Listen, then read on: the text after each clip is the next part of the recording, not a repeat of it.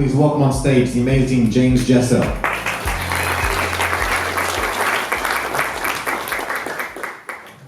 Hello everyone, this is a little switch on there, I reckon you're correct. Great, so I have a little bit of anxious energy for a variety of reasons, one of which being this has been a great group, the other speakers have been awesome, and I don't want to fuck this up. And also because I'm talking about some stuff that I haven't really talked about very much in public, and I'm going pretty note heavy, quote heavy, where normally, if any of you have seen me, I just kind of have like 5 or 6 words written on a piece of paper next to me that I don't even look at by the time the hour is done. So there's some interesting bits there. But at some point I'm just reading, that's a really great opportunity to close your eyes and just let it in on an audio level and not just look at me looking down at my iPad. So yeah, we'll start here. The life of the human being does not exist merely in the sphere of goal-directed verbs. It does not consist merely of activities that have something for their object. I perceive something, I feel something, I imagine something, I want something, I sense something, I think something. The life of the human does not exist merely of all this and its like. All this and its like is the basis of the realm of it, but the realm of you has another basis. Whoever says you does not have something for his object. For whoever this is, there is something, for whoever this is something, there is also another something. Every it borders on other its. It is only by virtue of bordering on others. But where you is said, there is no something. You has no borders, but stands in relation. So this comes from Martin Buber from his work called I Am Thou, and it's based on this premise that there are 2 basic words in the human, and those 2 basic words are I, it, and I, you. And that we could see it as it and you, but there's no differentiation when we make a statement or make the claim or say the word it or you to the thing outside of ourselves. There's no differentiation between that thing outside of ourselves, that you outside of ourselves, and ourselves. They're intricately interwoven. That when the it is spoken, the I is situated in accordance to that it, and vice versa for the you.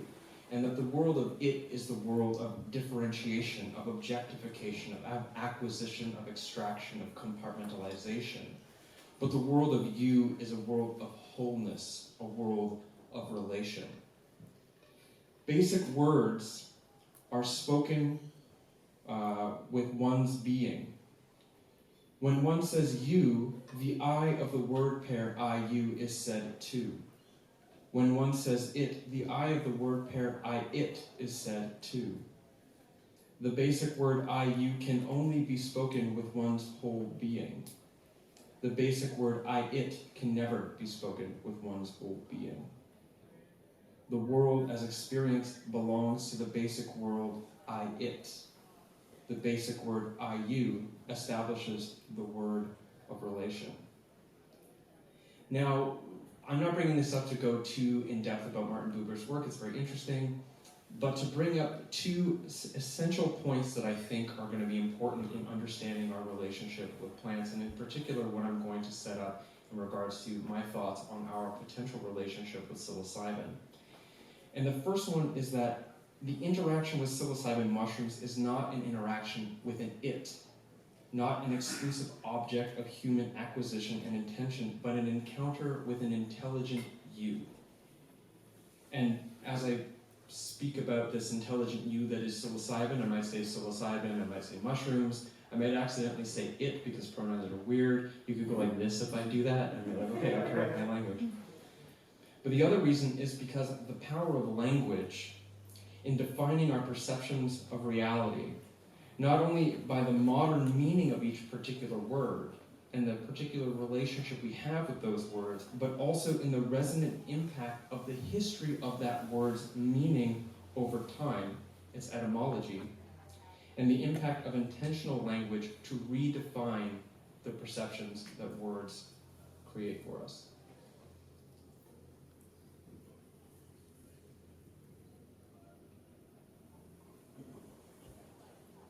So my goal here is to offer you my thoughts on the great value to be discovered engaging the interaction between us and psilocybin. Pardon me, I was trying not to read from my notes in this particular moment. The beginning's really note heavy, but I'm just going to read it because otherwise I'll be jumbled.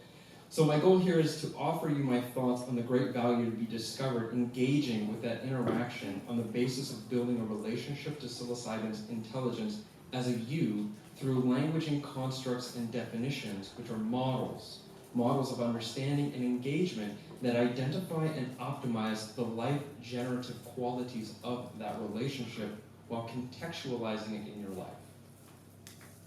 While also using the same language process to situate that intelligence not exclusively within the mind of the human, nor externalized in the world outside of the human mind, but into a place of virtuous ambivalence.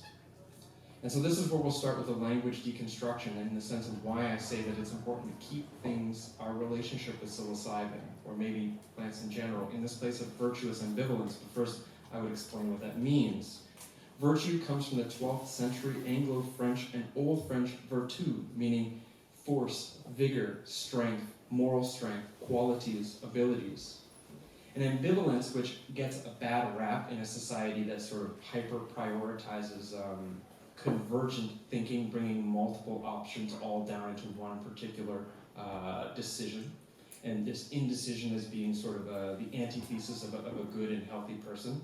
I'll lean into the definition of ambivalence according to Stephen Jenkinson, someone I hold quite highly as a teacher in my life. Ambi, the prefix to the word, meaning pertaining to both, but in its older meaning is closer to around. Valence, a word most often now in physics, but whose Latin name means strength and gives us the word valor. This signals something like the proclivity or capacity to be with something or someone.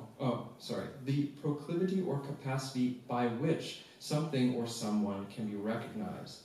And to quote Stephen Jenkinson in regards to ambivalence, ambivalence is the capacity to entertain a diversity of possibilities or tendencies at the same time without recourse to premature and often unnecessary decision to vanquish plurality for the sake of uncertainty. And so the reason I put these two words together, virtuous and ambivalence, is to put ambivalence, a skill set, in a place of honor. To say that not having to 100% definitely lean into the absolute correctness of one way or another is actually something that should be celebrated, not washed away as something undeveloped, something wishy-washy in that sense. And then it becomes incredibly important when we're dealing with psychedelic states of mind because they are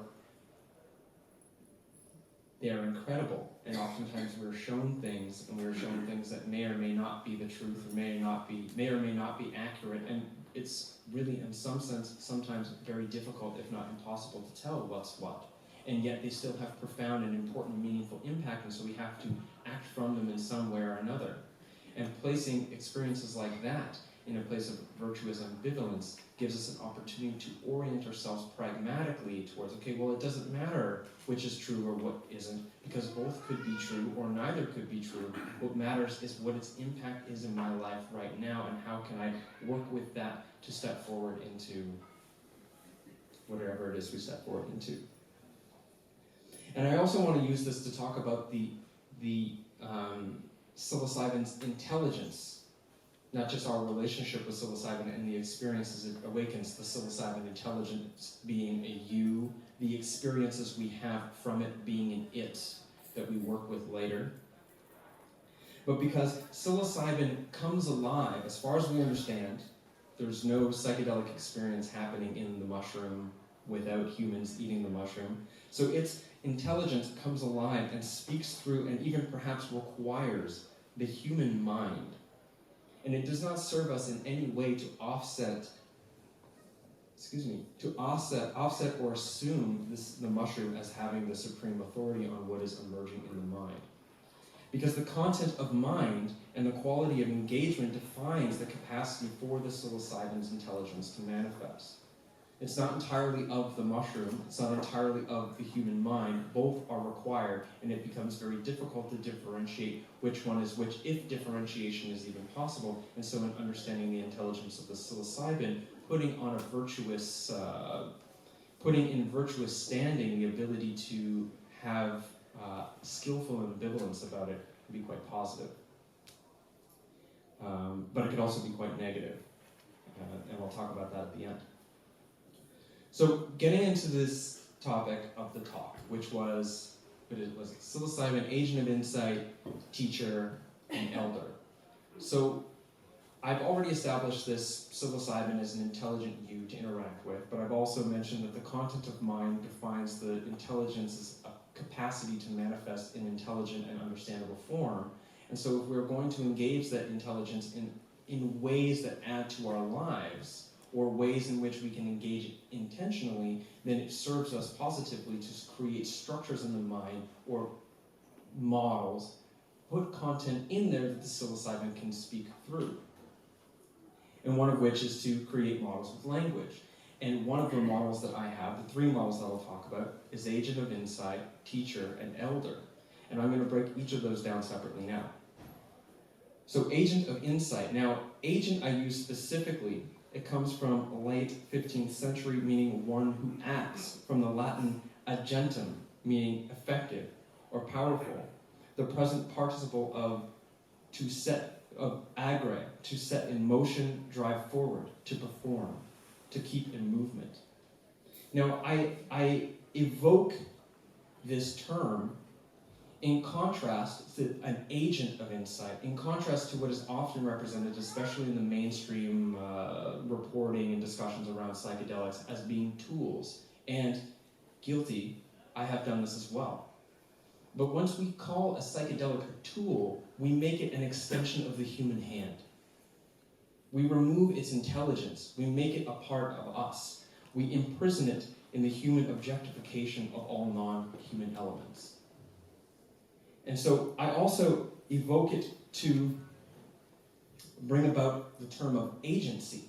When I use agent, I'm also bringing in a sense of agency, which is also correlated to agra, and coming from the Latin agentem, meaning effective and powerful. But in modern social science, it pertains to the capacity of individuals to act independently and make their own free choices. And so I call it an agent of insight, because it has agency as well.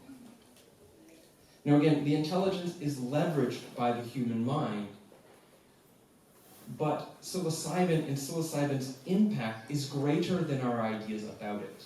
Even if it is only through our ideas and content in mind that it can communicate with us, it is still greater than what we think about it. And it is not entirely subject to our conscious will, and thus it is not a tool per se, it is not an extension of the human the human hand. So I'll talk about insight in a second, but now we'll get into what many of you probably already heard ad nauseum, but we'll say it anyways, which is a little bit about the neuroscience of psilocybin. What they have now to say is that we eat psilocybin, it gets dephosphorylated into psilocin, it gets into the bloodstream, it gets into the brain, it changes the way the brain operates by changing blood flow in the brain, which deprioritizes the activity of a particular set of brain structures called the default mode network, which is associated to what we say is the human ego. Anytime we're not engaged in a particular task, the default mode network is operating, and it's operating by playing out I guess what in meditation circles we might call the monkey mind. The thoughts, the narratives, the automatic arising of content in your mind that is ultimately your brain's ability to sort of ongoingly sustain a particular sense of self, which is operating subconsciously. When that gets dissolved away, so does the brain's tendency to interpret information in a particular hierarchical structure from the outside world in and through particular parts of the brain that then lead us to understanding what the concept of that thing is and then engaging it in the outside world. That starts to blend, and so greater and greater sort of content from the inner mind can be perceived as coming from outside of us. This also increases what's called unconstrained thinking.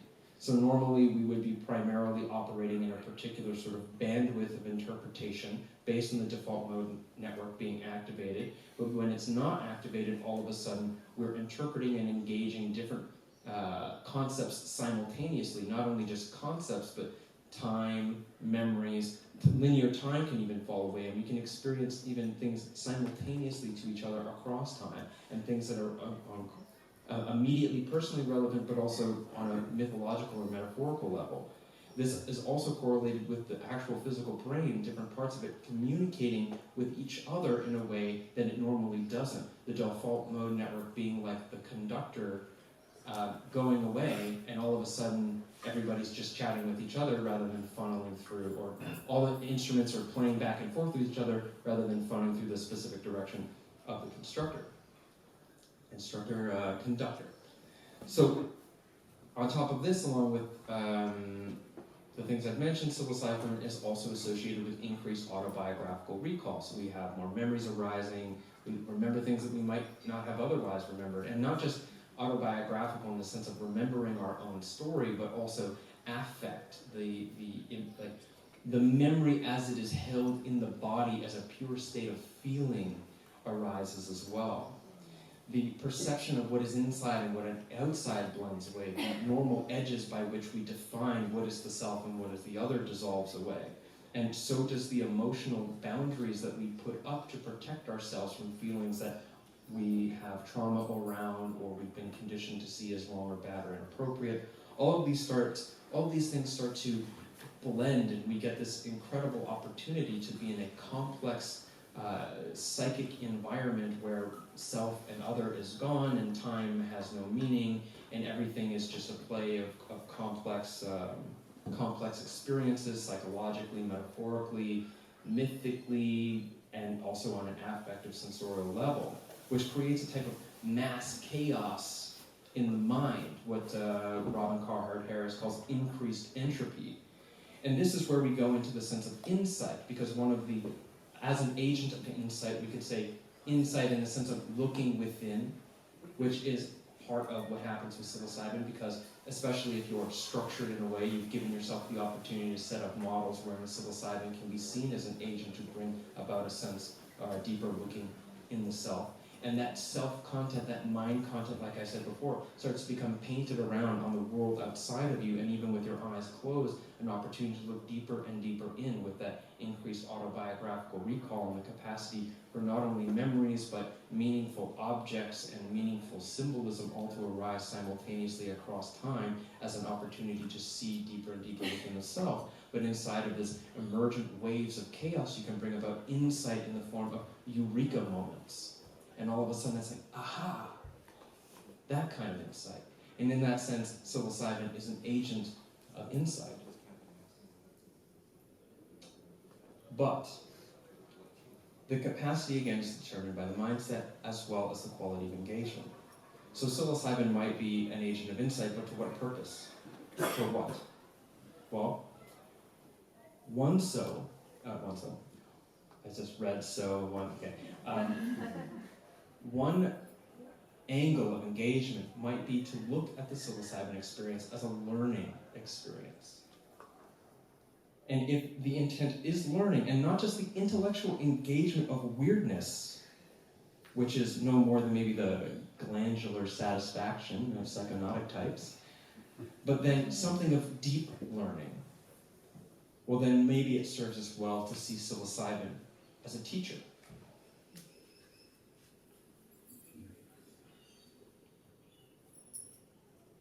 So leaving etymology behind for a second, I want to lean into the cultural wisdom of the Sufis, which is a mystical school of Islam. In 2014, I wrote an essay for a journal called Cypress UK called Cultivating the Teacher, and it was also reprinted in a collection of stuff called Out of the Shadows. It's not available online yet, but it will be eventually. I thought I was going to burp. I didn't want to just do it in the microphone. When I do it again, I swallow air while I'm talking. I want to reach into that essay now. I'm going to read some sections from it. but it looked specifically at seeing the relationship between the Sikh and the dervish in these Sufi sort of mystical or sort of spiritual structures or community structures as being a great example of how to position ourselves in relationship to the psilocybin experience, wherein we unlock increasingly greater capacities to learn from the psilocybin as a teacher. And of course, I'm not doing this to necessarily put Sufism on like a high level or anything, or try to say that Sufism is about mushrooms. This is really just a functional model that correlates, and I think it'd be useful. So reading from that essay, it's a good time to close your eyes, get comfy. A dervish is a person who committed themselves completely to the love of God, or ultimate truth, above all things, through an apprenticeship to their Sikh. A Sikh is also a dervish, though one has committed themselves long enough to reach a point of becoming a teacher, one who is spiritually mature. The Sikh is not considered to be a being of worship, such as a living God, but as a being of inspiration and guidance towards maturity within a spiritual community. Furthermore, it is also understood around some traditions that the Sikh is merely an expression of the student's inner wisdom. This is why it is said that a great Sikh is the result of a great student. When a student offers the perception of reverence and wisdom to the teacher, those characteristics are reflected back to the student. The wisdom of the teacher is the objectified reflection of the student's inner wisdom being played out through a relationship of rabita, which is a type of love. We'll just leave that behind. We choose to awaken the dervish, the seeking apprentice, to the mushroom-awakened Sikh within us, one who has embodied the wholeness of mind and allows that expression of ourselves into our experiences with psilocybin so as to explore and learn from the wisdom offered. By doing this, we're becoming a student who reveres the inner Sikh to a point, honors and reveres the inner Sikh to a point where in time that Sikh, awakened in its exploration, has a wisdom that is accessible to the now familiar student, ourselves. So what I'm saying here is that we can see the psilocybin's intelligence, its capacity, or there's that thing, pointing now, its capacity. Psilocybin's capacity to teach to us is determined by how good of a student we are to its teaching. And the better a student we become, the greater it becomes at being able to teach us these things. Thank you. And it's not that the psilocybin's intelligence is a living God. It isn't that psilocybin is the thing that is teaching us, wherein it has all the everything, that the psilocybin intelligence has all the everything and we're just sitting there just trying to learn from it. But the psilocybin is a reflection. When we consume psilocybin mushrooms, it is possible for us to awaken within wisdom that is already present there. That the mushrooms are awakening our inner wisdom. And it is that inner wisdom in relationship with the mushroom intelligence that we're holding as the teacher. And it is in relationship to that teacher that we position ourselves as students. And so the better we get at being students to our inner wisdom, the more inner wisdom will arise and be offered to us in relationship to the psilocybin's intelligence. Now, going back to virtuous ambivalence and the value of due relationships. Again, this is not the mushroom alone, nor is it the wisdom awakened by the mushroom's intelligence. The wisdom is ours. The intelligence of the mushroom is the capacity to guide us to it within ourselves. Again, defined by the content of mind, mindset, and context of engagement. Placing an honorable value on the skillfulness of letting yourself rest in knowing that this is both a product of your mind and the intelligence of a sentient creature from outside you speaking through you, neither taking ultimate form. And this is important because if we let one or the other take over, it's going to be harmful. This is the second time I've mentioned that, and I will talk about it at the end. So, insofar as the you relationship and teacher, being the student is both an active, self-educating process, but it is also an apprenticeship developed with the psilocybin over time. That it's not something that you get right or wrong at any given point, but it's an ongoing relationship wherein your encounters with the intelligence of the psilocybin provides content and context for the next one, as well as your life moving forward. It is an apprenticeship. It's not a weekend workshop or a weekend certification. It's not something that you gather in the sense of like, oh, now I know how to, what's a good one? Reset my modem. I have that knowledge forever. It's more an ongoing living relationship of what the size intelligence brings into your life. And it's a day in, day out thing, which is, of course, a relationship with ourselves and the wisdom that is contained within us that requires us to conduct ourselves in ways that remove the obstructions between us and living out and embodying that wisdom in the world around us. So if you want more about this, you can, I'll end up releasing that essay eventually. Sign up for my newsletter and it'll be notified of you. But otherwise, my books have a pretty full investigation of how I position the psilocybin in my relationship to it.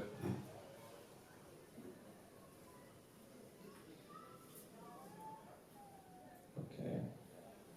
So another thing that's said is this skill includes, the skillfulness of approach with psilocybin includes informed discernment, not only in the preparation for the experience and how we conduct ourselves internally, like in the experience, the pre and the peri, but also in the after encounter as well, the post-encounter integration. Like I had said before, in the apprenticeship, it's not just like learning, it's not like a piece of knowledge, it's an encounter with a teacher, and the difference between a lesson and learning, of learning a lesson and just hearing a lesson, really is leveraged by how you show up to the rest of your life afterwards. And this will tap into spiritual bypassing, which I'll get to afterwards.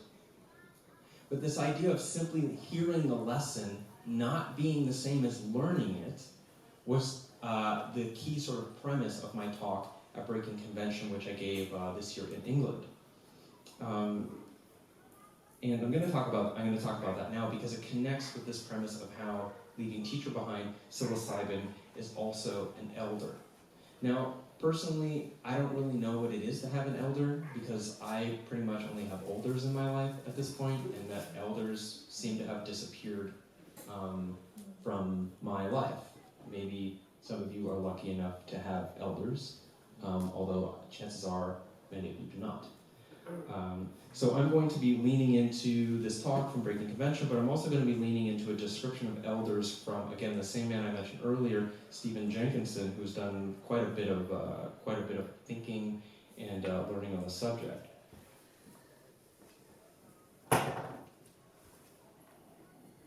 And so the definition of elder that I'm going to bring up comes from his book, Come of Age. So elder comes old. The Indo-European, from that, the Indo-European al. From al is ald, or eld, or elder, or elder. Al or eld, both meaning coming to fullness and causing to become full. Elder, quote, not one who grows without end, come what may, but the one who causes depth and fullness by being deep and full. And the one who prompts and is prompted by the ebbing, by the failure and the end of growth.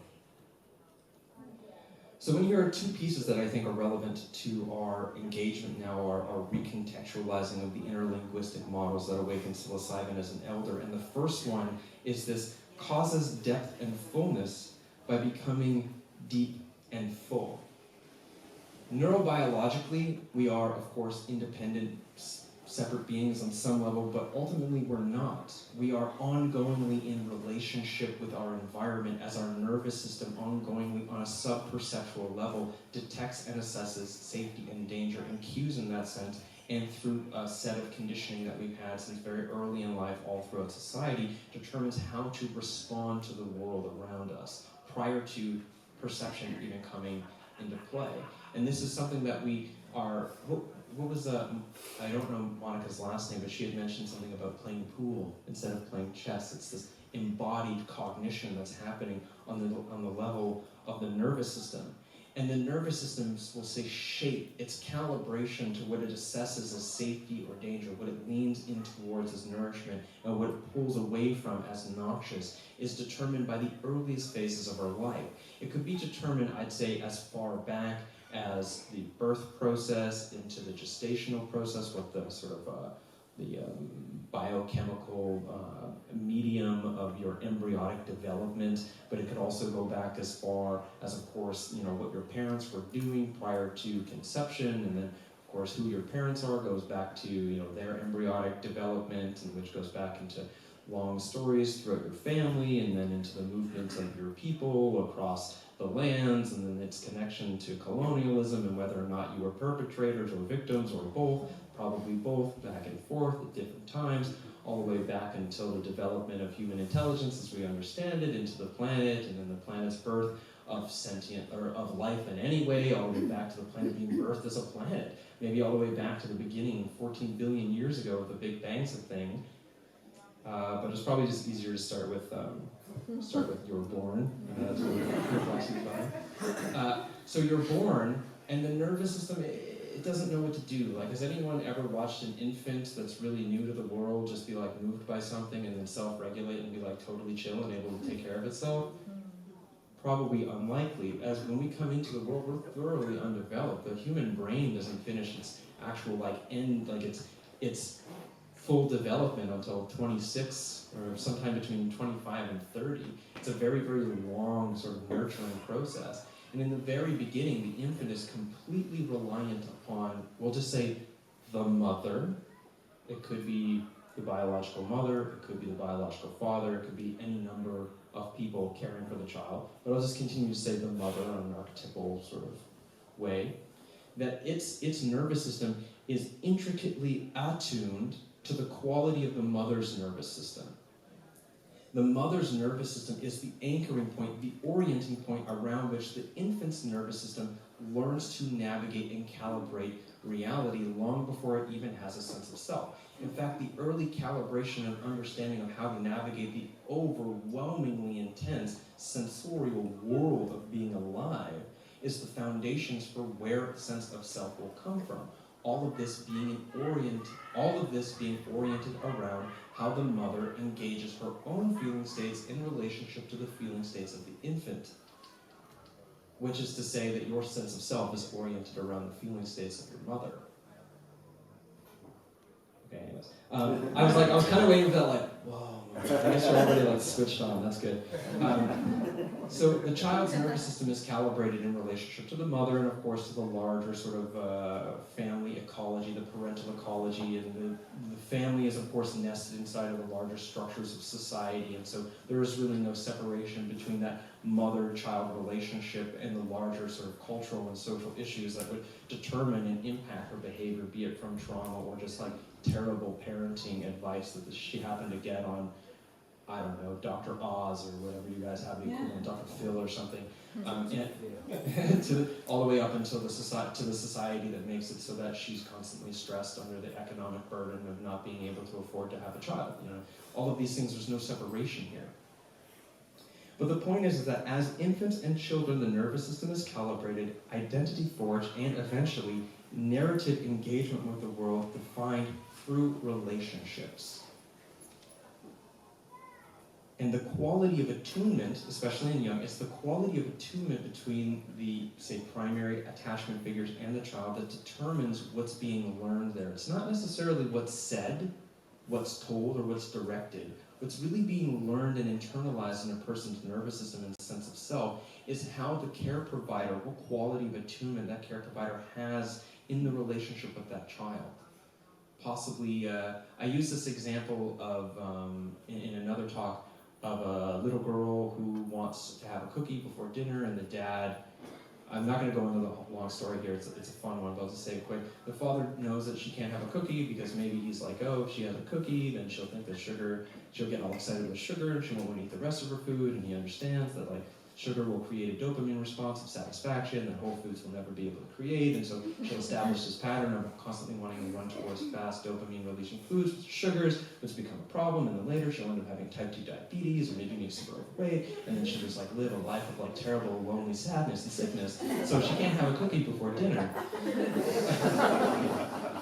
But the only way he knows to do that is just to say, no, don't. You can't have it, you can't have it. She eventually gets angry because like when anything gets in my way, certainly anger arises, and it's a child, so she doesn't know how to do anything but like stomp her feet and make it pretty goddamn clear that she's not okay with not having a cookie, and then something activates in the father, and he gets angry, and he yells at her, and he basically says like, you won't get a cookie. And she gets super upset, maybe she gets scared. I'm going to try this for a second, okay? Just to think about this, and I'm sorry about this. Ready? No! Stop it! Some of you giggled, some of you probably felt stress. Now imagine somebody 3 times your size who you rely on being the figure that brings safety into your world, looked down upon you, and spoke to you like that. Just let you chew on that a little bit later. But let's just say through some very ineffective way, he manages to stomp out her anger, and she stops getting a cookie. He might think, great, she's learned that little girls don't get cookies before dinner. But what she's actually learned is angry little girls don't get love. Because it's not explicitly what's being said, it's the quality of attunement. And then the larger sort of context and relationships will take form in the narrative that child will develop about themselves. So these models, these structures of mind, these structures of self, interpretations of other, interpretations of our place within the world, they concretize over time, especially if they're trauma. That's a different context, different sort of talk. But if they're trauma, they concretize and sort of lock us into certain levels of immaturity, of childishness, or adolescence.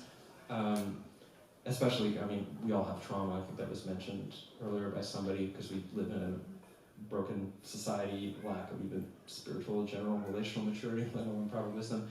But these models concretize over time. So, as a child, we are calibrated and we learn through the quality of attunement with our relational caregivers. As an adult, that's ongoingly, but we're pretty kind of set in our models in the world in some sense. Maybe not everyone here, you know, we're all pretty open-minded, right? We're all so open-minded, right? But certain qualities, it's hard to change.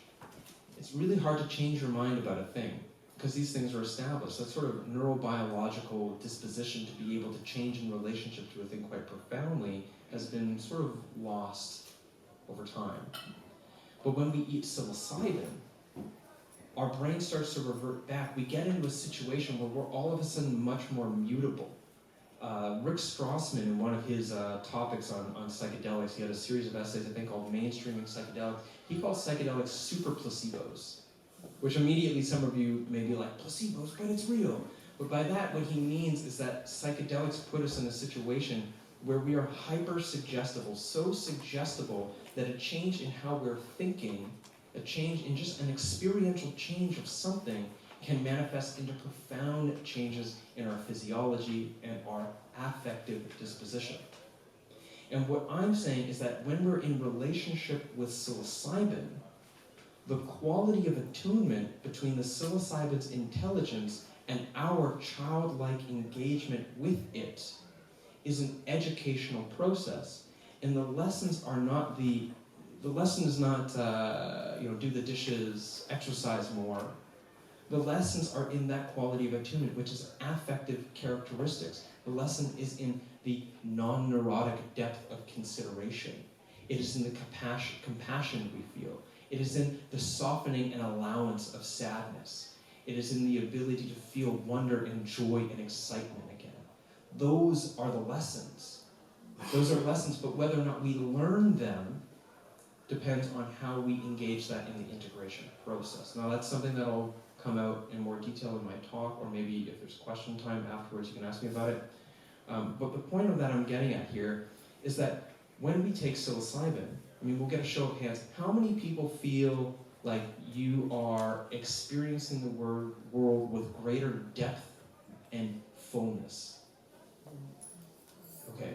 And so the quality of attunement between the affective characteristics of the mushroom and the sense of self engaging the experience of interacting with the mushroom's intelligence changes us on a neurobiological level by awakening and allowing an opportunity to reinforce that affective state and the narratives about self that come along with it. Which means our encounter with the depth and fullness of psilocybin causes depth and fullness within us. And so in going back to that quote from Stephen Jenkinson about elders, causes depth and fullness by being deep and full.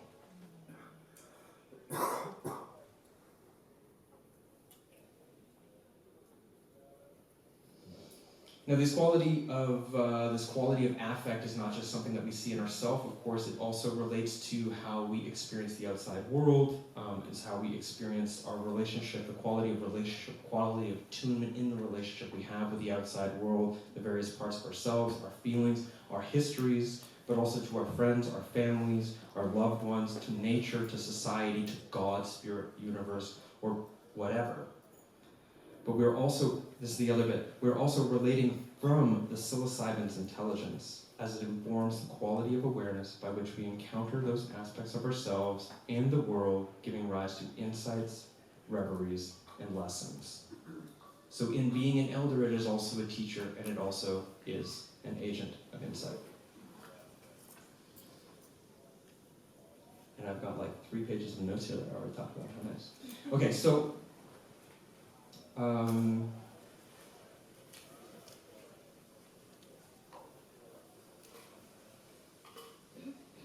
so before we get into the caveats and some integration stuff, there was another part of the definition of elder that I feel is also relevant to psilocybin, and that is one who prompts and is prompted by the ebbing, by the failure, and the end of growth.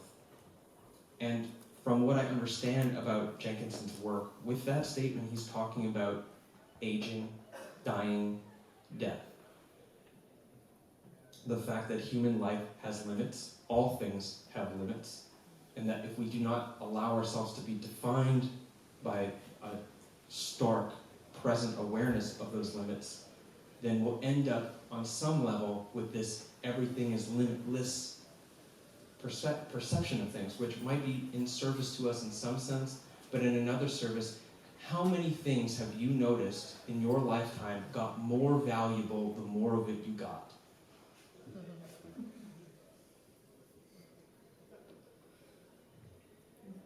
And so an elder is someone informed by the realities of all good things ending and the grief that trails along. So I imagine Stephen Jenkinson would not be a happy camper for me to be associating his work with psilocybin mushrooms, just to be fair. But this taps into what I see as one of the most profound things that psilocybin has offered me in my life. And it is to allow me, or to offer me, maybe permission is very parental, but it showed me the power and the benefit and the beauty in softening and coming present to what was otherwise things that I felt to be, feelings that I felt to be bad or wrong thanks to my conditioning. Feelings that, hey, you know, like none of us really want to feel. Grief, sorrow, loneliness, helplessness, hopelessness, inadequacy, lost, worthless. None of us really want to feel those things. But that there's a great value in being able to feel those things, in being able to have them arise And us, instead of going into what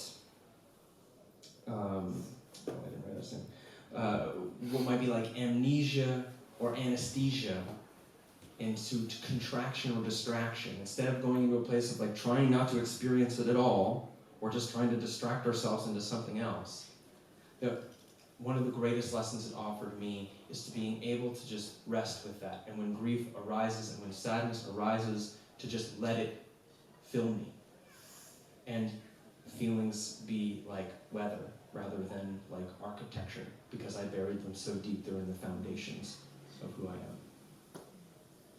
And so I'm going to read this quote from Francis Weller, which I think is a good sort of encapsulation of one of the things that I've learned with psilocybin. Happiness has become the new Mecca, and anything short of that often leaves us feeling that we have done something wrong or failed to live up to the acknowledged standard. This forces sorrow, pain, fear, weakness, and vulnerability to the underworld, where they fester and mutate into contorted expressions of themselves, often coated in the mantle of shame.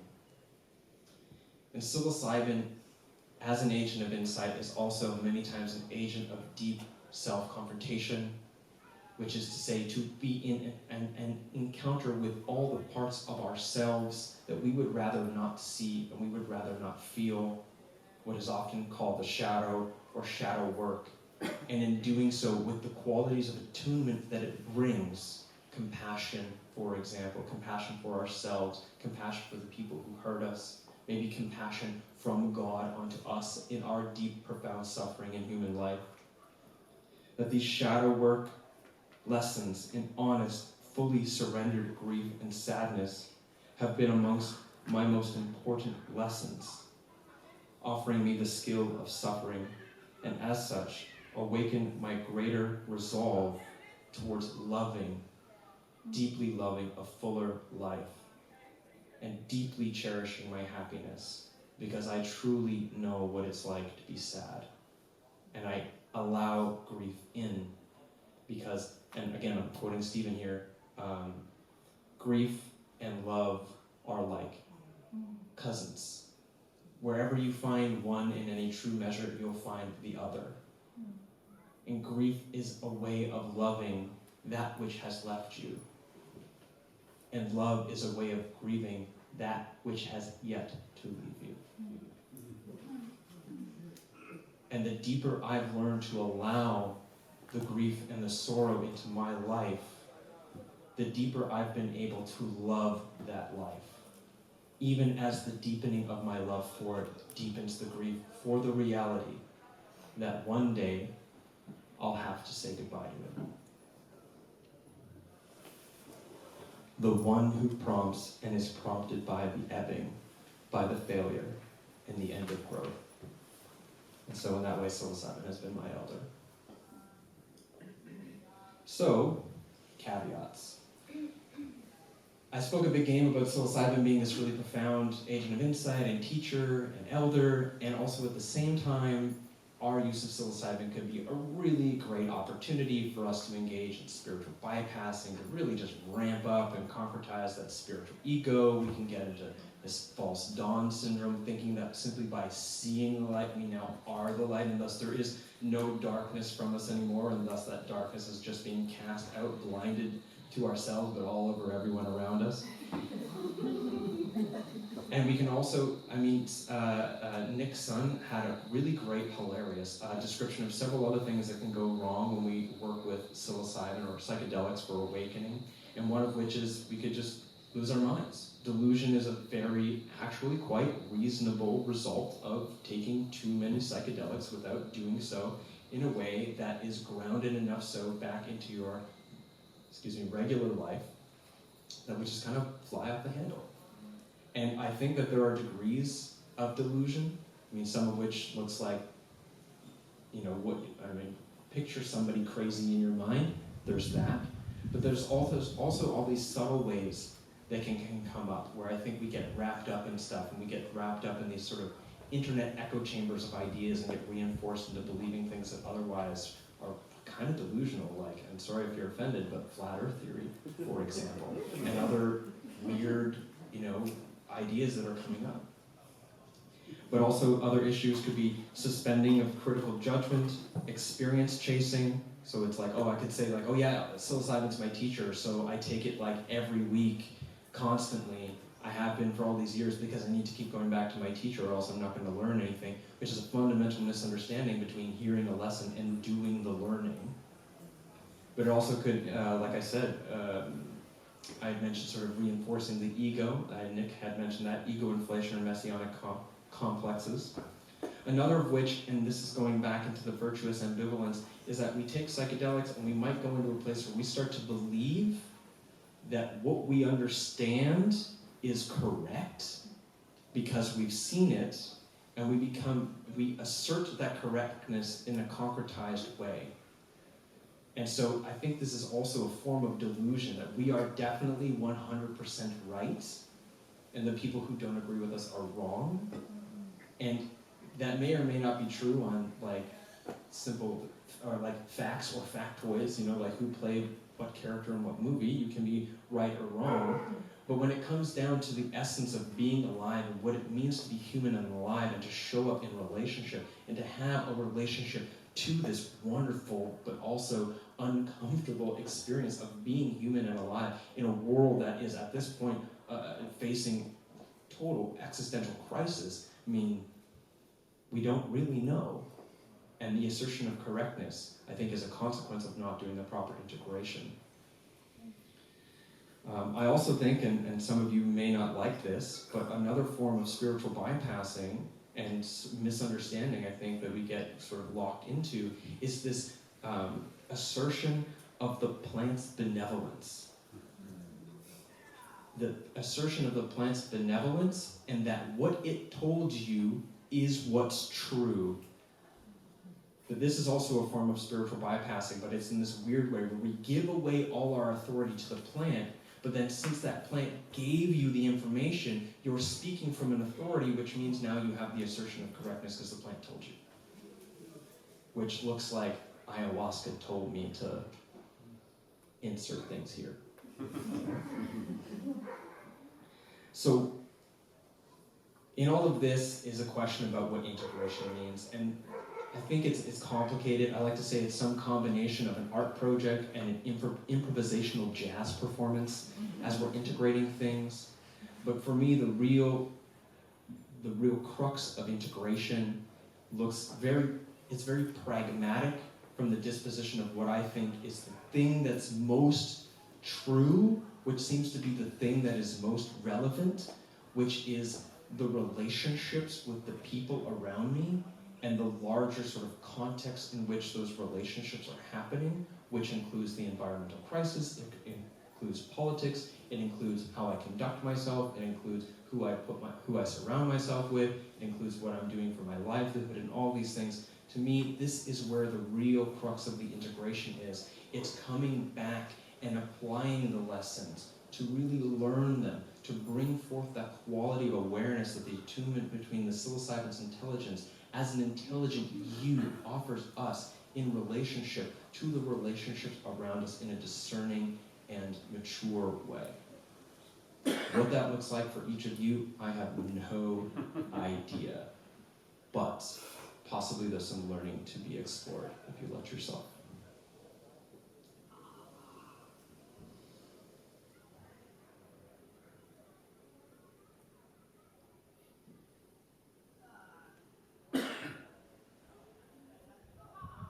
So psilocybin is a beautiful teacher. For me, it has been an elder, and its agency has offered me many things as a consequence of me bringing myself to the experience, contextualized and engaged with putting psilocybin's intelligence in a revering place without losing the plot and thinking that it is a tool for my personal growth, or by losing the plot and saying psilocybin is the ultimate agent of truth and everything that it tells me is what I should believe.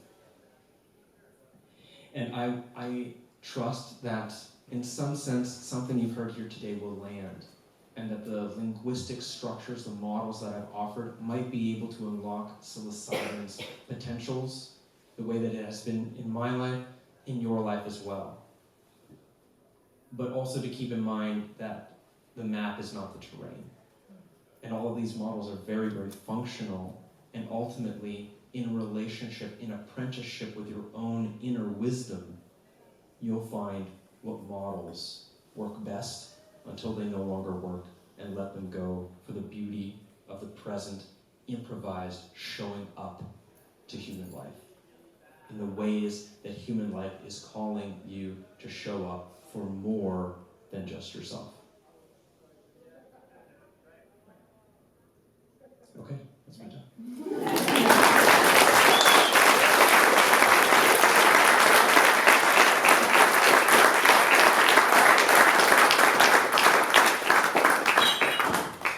Do we have time for questions? Somebody with a time type? It's a quarter after. Does anyone have a program? Got 10 minutes. Before I do the 10 minutes thing, I'll just make a quick note. I'll be talking specifically about integrating bad trips on Tuesday in Brisbane and on Sunday in Sydney.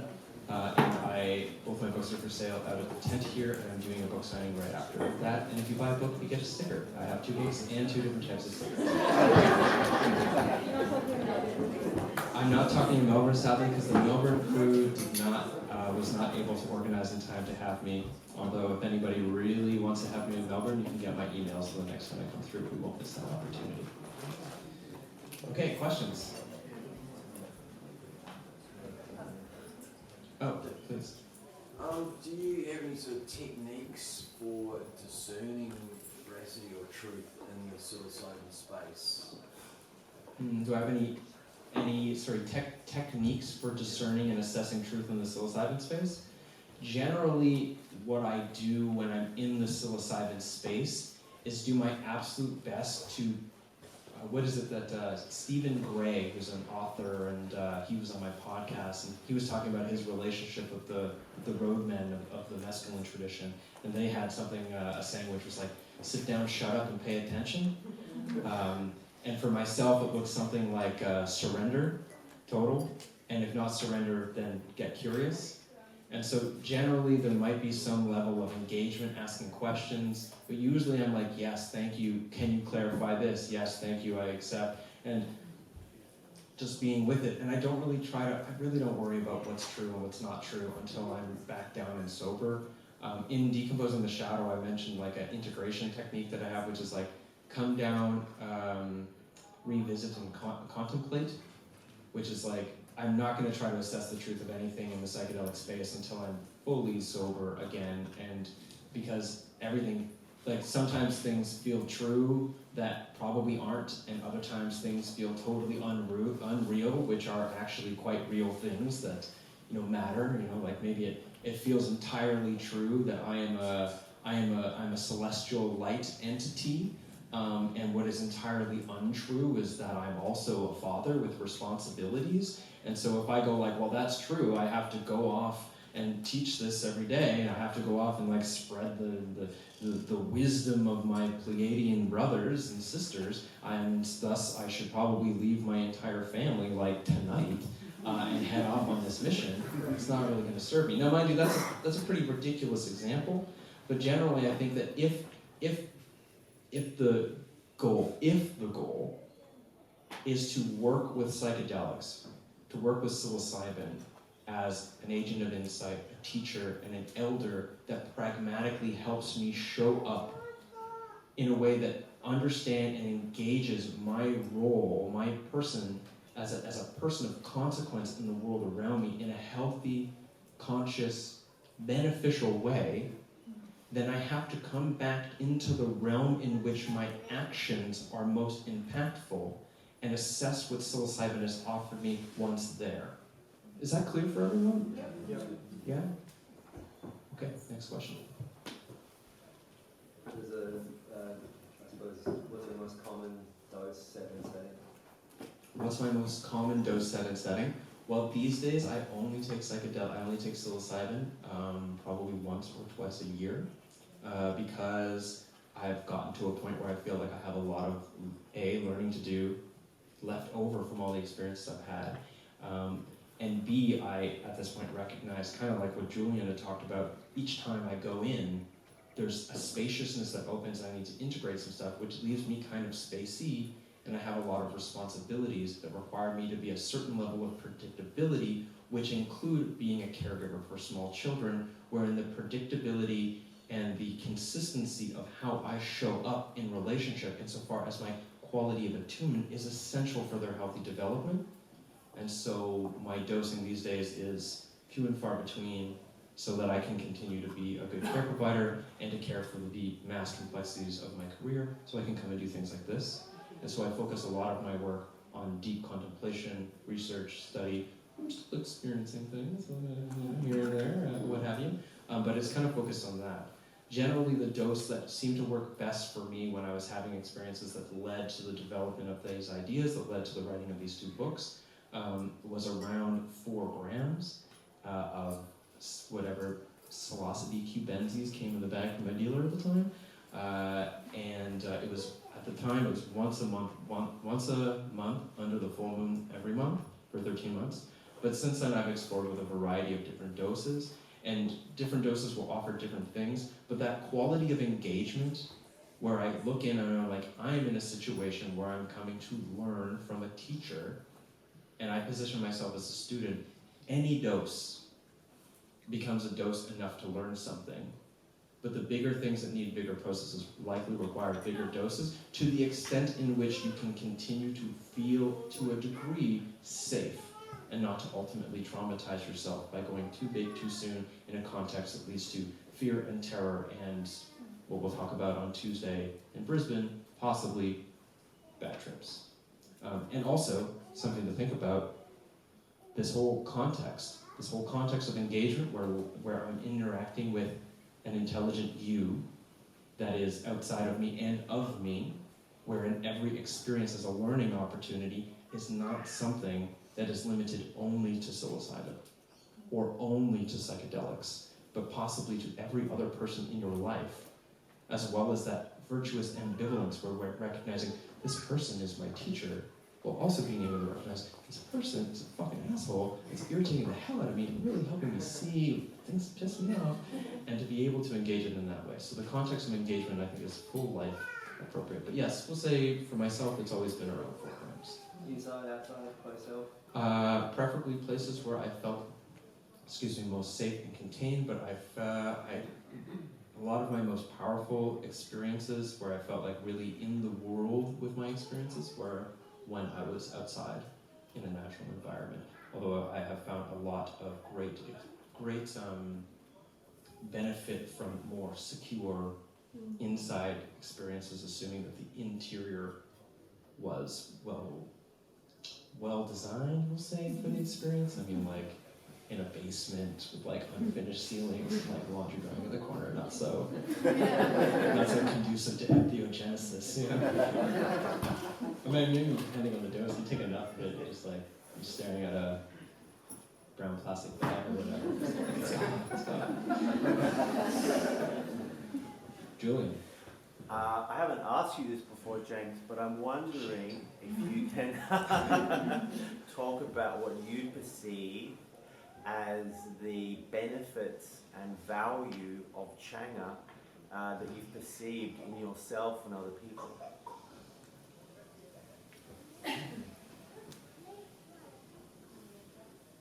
There's the question about the benefits that of Changa that I've seen in myself and other people, and I don't talk about this, so I appreciate asking.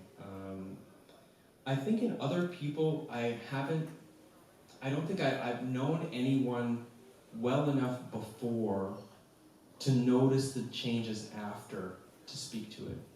I've met many people in my life who love to tell me about how beautiful it is, and we love to commiserate, I think is the word. We love to get together and be like, yeah, it is. It really is. personally, for myself, I've had a variety of experiences with Changa, some of which quite distressing. I was going through post-traumatic stress disorder for some time, and I had a lot of unresolved affect left over from nearly dying in Peru within the context of an ayahuasca ceremony, but not caused by the ayahuasca or the ceremony, although it would not have been as intense if those two components were present. And so I've had an arising, an awakening of that on Changa, which is very distressing. I've also had the mistake of mixing Changa with, a bunch of stuff that turned out to also be really high in tyramine, and I had a hypertensive crisis, which was very dangerous, and I almost really, really negatively damaged myself, which you and I have spoken about previously. I have like an edge around making sure I'm eating the right stuff before taking Changa, because I really would not want to repeat that or have a stroke, not cool. But then recently my experience with Changa have been really positive. I've probably had it maybe only 10 or 12 times in my life. And the last 3 times there were several times where I had some Changa that was done with acacia from Australia. It was gifted to me by an anonymous figure, which was not Julian, but like an anonymous figure. And I went around to the most beautiful places I could find in Canada, and I smoked it with the intention of being the conduit by which the intelligence of the acacia met the intelligence of the land from which I come. And I've also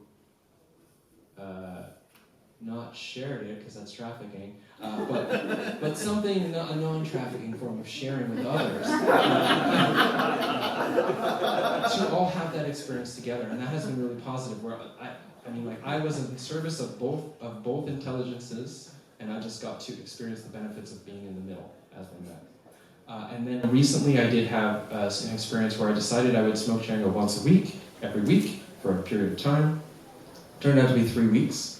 And I'd have to go back on my notes for this one, but the first one was very interesting, because at the time I was struggling a lot with vaping and nicotine vaping, which, compared to smoking is like, it's not but I didn't smoke previously, and then I started vaping, and I vaped a lot, and I had one of those fuck off rigs, where you breathe on it for 5 seconds and you fill an entire room with fog. And I got to a point, I was lying down in bed watching Star Trek and just like...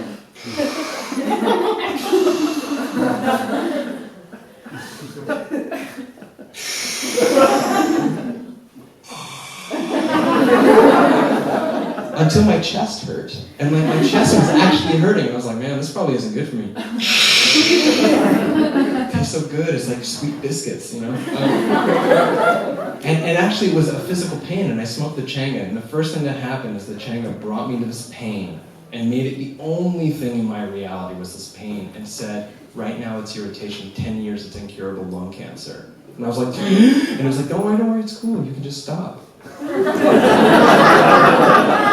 And he gave me this whole vision of just stopping. And I was like, oh, okay, I can just stop. And it was like, yeah, you just stop, it's all cool. And I was like, yeah, sweet. And then I opened my eyes, it was like, if I just tell you, it was fucking amazing. I was looking around at the world around me, I think a lot of you understand what I mean. And then the next 2 weeks, I was like, well, I didn't want to I had to stop vaping, because I felt like, okay, it gave me such a clear direction.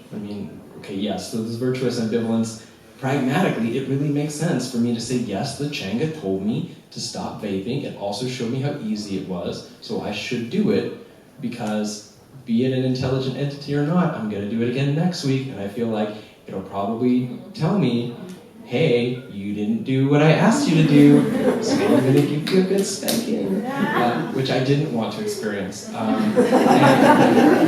And ultimately, I have had some nicotine in my life since then, but I am now at, I think, 9 months, and I have I rarely touch nicotine at all, and I have regained all of my self-control around whatever desires come up. And I feel that was an incredibly positive thing that the Changa offered me. Another experience I had was, shortly after that, was one of absolute fucking terror in my body. Just absolute terror, while also being confronted with the most magical, unbelievable beauty I've ever encountered in my life. And being in the middle of it and trying to have one and not the other, and the Chenga being like, you can't have one without the other. And if you let them both in at the same time, it'll be a lot easier. I can't remember what the third experience was, but I remember after the third experience, I was all stressed because I was like, oh, I'm trying to structure my life around like putting my work day aside and getting all the way down to the river so I could sit in the Chenga. And then all of a sudden, I had this like voice in my head, which was probably just my intuition, but could very well have been the sentient intelligence of the Chenga, the acacia tree, saying, look, man, if you're going to be stressed about it, then don't do it. And I'm like, wait till you're ready.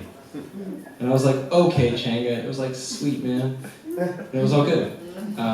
So Chenga has been very positive for me, and I have a lot of excitement and, I think, reasonable reservation about bringing it more often into my life in the future. And also, thank you, Julian, for Chenga. Appreciate that. I think that's time. Sorry for everyone else who have questions. I'll be signing books out here, and I'll be around for the rest of the weekend, which I think is like 5 hours. So, thank you very much.